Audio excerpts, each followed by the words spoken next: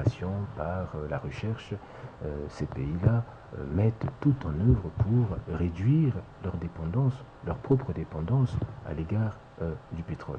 À supposer qu'ils y arrivent, que ces pays y arrivent, ça veut dire qu'on peut se retrouver dans une situation où on aura peut-être toujours notre pétrole ici, mais il sera de plus en plus difficile de trouver preneur à l'étranger. Donc ça peut créer un effondrement de notre économie. Donc il faut que dans le débat sur le pétrole, que nous ayons cela à l'esprit. Le deuxième aspect qui est important lorsqu'on parle du pétrole, c'est aussi de se rendre compte que, en réalité, c'est une ressource qui existe ici dans notre pays, c'est vrai, mais que nous n'avons pas toujours les moyens de pouvoir l'exploiter. Bon, du moins jusqu'à une époque récente. Bon, on peut saluer la création de la SNPC, qui est une société nationale, donc qui peut, je dirais, prendre en charge pour le compte donc, de notre pays l'exploitation de cette ressource. Mais pendant très longtemps, on n'a pas eu dans ce pays les moyens de pouvoir, je dirais, avoir donc une structure nationale pour pouvoir exploiter une ressource qui pourtant existe dans notre sous-sol. Mais je voudrais d'un mot m'attarder sur un aspect important qui, à mon avis, peut contribuer à crédibiliser davantage donc la stratégie de diversification de notre économie, c'est la conversion de l'économie informelle. Parce que nous avons ici une économie informelle qui existe, des structures de production qui emploient parfois du personnel, qui ont des activités commerciales ou autres, mais qui ne sont pas prises en compte, je dirais, dans les statistiques officielles. Dans le pays, il y a parfois des artisans qui s'organisent, qui peuvent produire un certain nombre de biens, un certain nombre de richesses, mais qui sont pas, dans les productions ne sont pas comptabilisées dans les statistiques officielles. Il y a beaucoup d'autres cas que l'on peut citer à travers le pays où il y a effectivement une production, mais qui n'est pas toujours prise en compte dans les statistiques officielles. Donc je pense qu'on gagnerait à travailler, comme je l'ai indiqué, à la conversion du secteur informel pour faire en sorte que toutes ces structures qui existent et qui créent de la richesse sortent de l'ombre pour contribuer de manière significative et de manière officielle, je dirais, à la création à la formation du produit intérieur brut. Voilà. Et je peux également citer le cas de l'économie verte. Aujourd'hui, je crois qu'il y a aussi une réflexion qui est engagée pour donner une place plus importante à l'économie verte. Bon, pour l'instant, les résultats, je dirais que les résultats viennent tout doucement, mais je pense que ça peut être aussi un secteur d'avenir, et surtout que ça correspond à une évolution au niveau des mentalités, à une prise de conscience au niveau mondial par rapport aux enjeux de l'économie durable. On parle de plus en plus de croissance verte, donc je pense qu'il y a là peut-être un filon à exploiter, à explorer pour renforcer la création de richesses dans notre pays.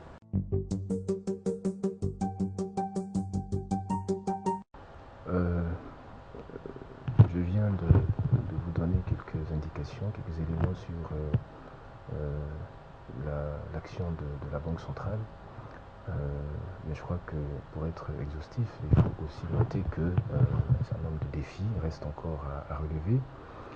Et je voudrais profiter donc de l'occasion que vous m'offrez pour lancer un appel à l'ensemble de nos concitoyens, à l'ensemble des acteurs du secteur financier, à l'ensemble des commerçants, sur la question de la bancarisation. C'est une question essentielle pour le développement de notre pays. La bancarisation, au fond, qu'est-ce que c'est? C'est je dirais, de faire en sorte que un maximum, que le plus grand nombre de populations, le plus grand nombre d'acteurs économiques aient accès aux services financiers. Et il y a un aspect important, c'est la question de la conservation de l'épargne. Aujourd'hui, nous avons constaté que malheureusement, un certain nombre au sein de la population, confier son argent à une banque, c'est un réflexe qui est loin d'être, je dirais, naturel. Parce que plusieurs personnes continuent, je crois, à thésauriser, à garder de l'argent, je dirais, en dehors du secteur bancaire, du secteur financier. Donc je lance un appel pour inciter les uns et les autres, pour inciter les populations, inciter les opérateurs économiques à confier leur épargne au secteur financier. Les banques et les établissements de microfinance qui existent sont des structures qui sont aujourd'hui solides. Les dispositions ont été prises pour renforcer leurs moyens d'action. Et donc aujourd'hui, l'épargne qui leur est confiée est une épargne qui est qui est en sécurité entre leurs mains.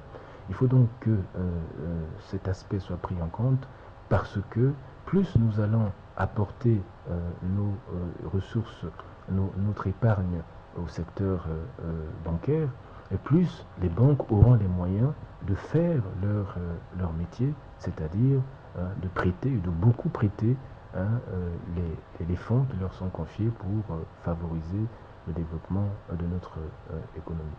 Je voudrais aussi attirer l'attention sur un autre aspect qui me paraît très important, c'est la question des systèmes et moyens de paiement. Nous avons mis en œuvre au niveau de la Banque centrale une réforme très importante sur la question des moyens de paiement, une réforme qui a conduit à moderniser donc les moyens de paiement, et nous voudrions que les populations s'approprient cette réforme et aient de plus en plus recours justement aux moyens de paiement modernes que sont le chèque, le virement et d'autres qui existent.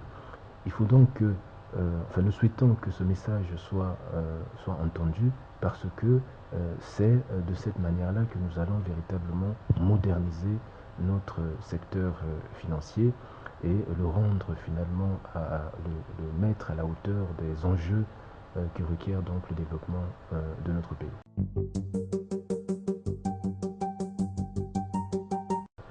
Cette année du 40e anniversaire des accords de coopération monétaire nous donne l'occasion aussi, je crois, de faire un bilan sur l'activité, sur l'action qui a été menée par la Banque centrale au cours des 40 dernières années.